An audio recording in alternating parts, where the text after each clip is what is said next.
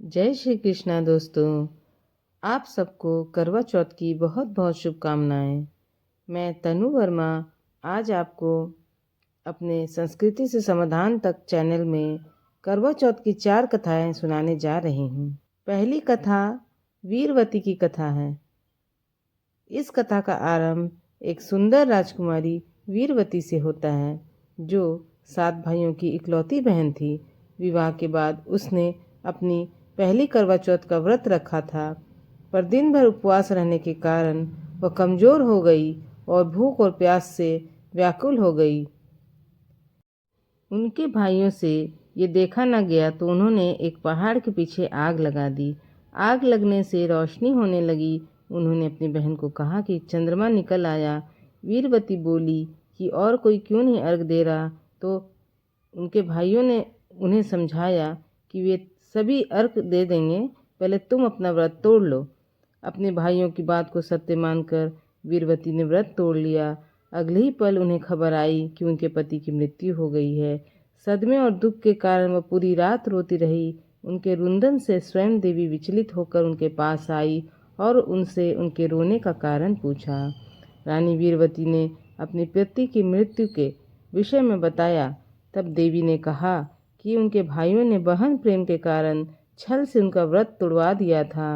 वीरवती पर माता को दया आई और उन्होंने पुनः पूरी श्रद्धा से उसे व्रत करने के लिए कहा। रानी वीरवती ने पुनः व्रत पूर्ण किया और यमराज को उनके पति को जीवित करना पड़ा।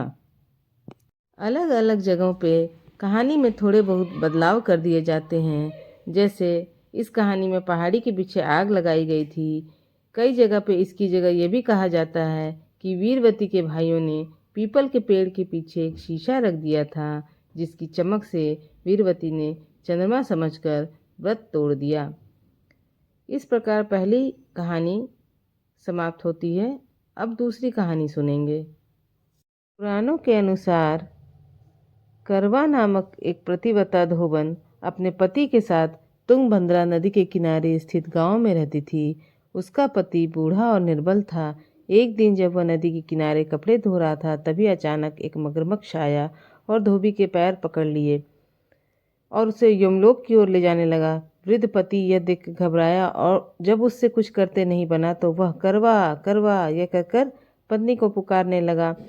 पति की पुकार सुनकर धोबन वहां पहुंची तो उसने देखा कि मगरमच्छ उसके पति को यमलोक पहुंचाने ही वाला था। तब करवा ने मगर को कच्चे धागे से बांध दिया और मगर को लेकर यमराज के द्वार पहुंची। उसने यमराज से अपने पति की रक्षा करने की गुहार लगाई और साथ ही यह भी कहा कि मगरमच्छ को उसके इस कार्य के लिए कठिन से कठिन दंड दिया जाए। वो बोली, हे भगवान, मगरमच्छ ने मेरे पति के पैर पकड़ लिए हैं। आप मगरमच्छ को उसके इस अपराध का दंड देकर उसे नर्क भेज दीजिए। करवा की यह पुकार सुनकर यमराज ने कहा, अभी मगर की आयु शेष है, मैं अभी उसे यमलोक नहीं भेज सकता। इस पर करवा ने कहा, अगर आपने मेरे पति को बचाने में मेरी सहायता नहीं की तो मैं आपको श्राप दे दूंगी और नष्ट कर दूंगी। करवा का यह साहस देख के यमराज भी डर गए और मगर को यमपुरी भेज दिया। साथ ही करवा के पति को दीर्घायु होने का भी वरदान दिया। तब से कार्तिक कृष्ण की चतुर्दशी को करवा चौथ व्रत का प्रचलन आया, जिससे इस आधुनिक युग में भी महिलाएं अपने पूरी भक्ति भाव के साथ करती हैं और भगवान से अपने पति की लंबी उम्र की कामना करती हैं। करवा चौथ की तीसरी कथा। बहुत समय पहले की बात है। एक साहूकार के 7 बेटे थे और उनकी एक बहन करवा थी। सभी सातों भाई ने अपने बहन से बहुत प्यार करते थे, यहाँ तक कि वे पहले उसे खाना खिलाते और बाद में स्वयं खाते थे। एक बार उनकी बहन ससुराल से मायके आई हुई थी। शाम को भाई जब अपना व्यापार व्यवसाय बंद कर घर आए तो देखा उनकी बहन बहुत व्याकुल थी। सभी भाई खाना खाने बैठे और अपनी बहन से भी खाने का आग्रह करने लगे, लेकिन तब बहन ने बताया कि आज उसका करवा चौथ का निर्जल व्रत है और वह खाना सिर्फ चंद्रमा को देखकर ही, उसे अर्घ देकर ही खा सकती है।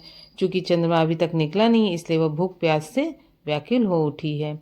सबसे छोटी भाई को अपनी बहन की यह हालत देखी नहीं जाती और वह दूर पीपल के पेड़ पर एक दीपक जलाकर चलने की ओट में रख देता है। दूर से देखने पर वह ऐसा प्रतीत होता है जैसे चतुर्दशी का चांद उदित हो रहा हो। इसके बाद भाई अपनी बहन को बतलाता है कि चांद निकल आया है, तुम उसे अर्घ देने के बाद भोजन कर सकती हो।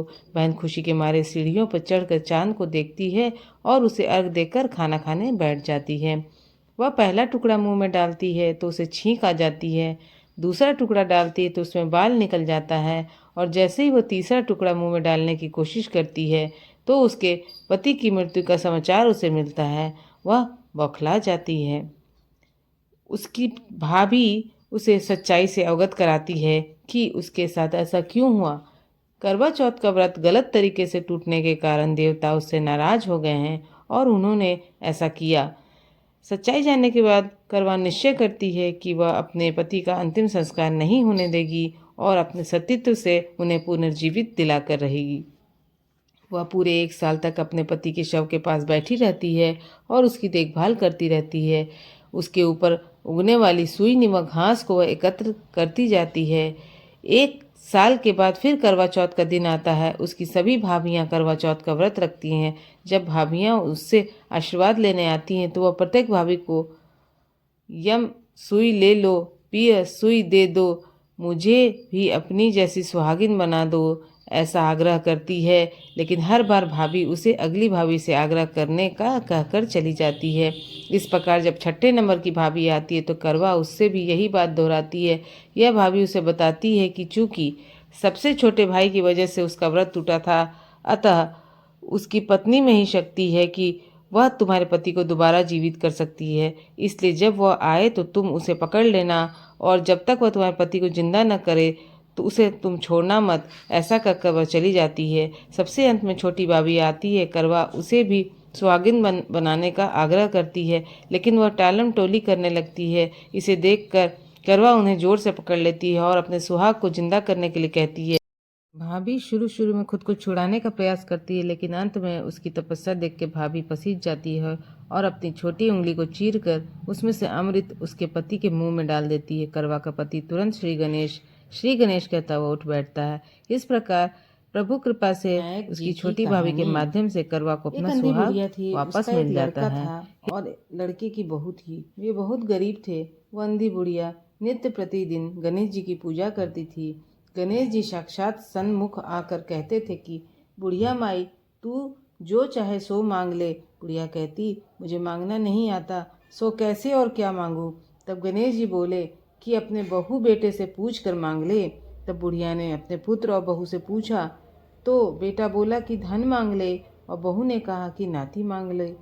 तब बुढ़िया ने सोचा कि बेटा बहू तो अपने अपने मतलब की बातें कर रहे हैं, अतः उस बुढ़िया ने पड़ोसियों से पूछा तो पड़ोसियों ने कहा कि बुढ़िया, तेरी थोड़ी सी जिंदगी है, क्यों मांगे धन और नाती, तू तो केवल अपने नेत्र मांग ले, जिससे तेरी शेष जिंदगी सुख से व्यतीत हो जाए।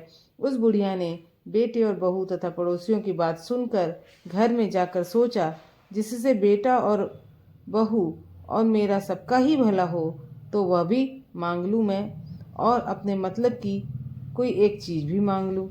तब दूसरे दिन श्री गणेश जी आए और बोले, बोल बुढ़िया माई, क्या मांगती हैं?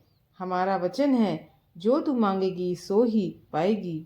गणेश जी के इस वचन को सुनकर बुढ़िया बोली, हे गणराज, यदि आप मुझ पर प्रसन्न हैं तो मुझे 9 करोड़ की माया दें, निरोगी काया दें, अमर सुहाग दें, आँखों में प्रकाश दें, नाती पोता दें और समस्त परिवार को सुख दें, और अंत में मोक्ष दें।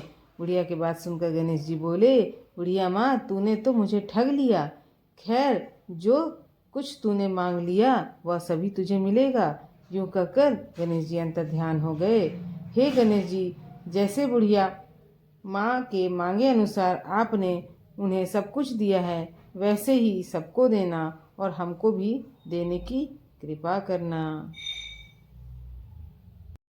इस प्रकार से चारों व्रत की कथाएं संपूर्ण हुई। आप इनका पठन पाठन करें और ईश्वर की कृपा से आपको व्रत का संपूर्ण लाभ मिले। जय श्री कृष्णा, जय करवा माता।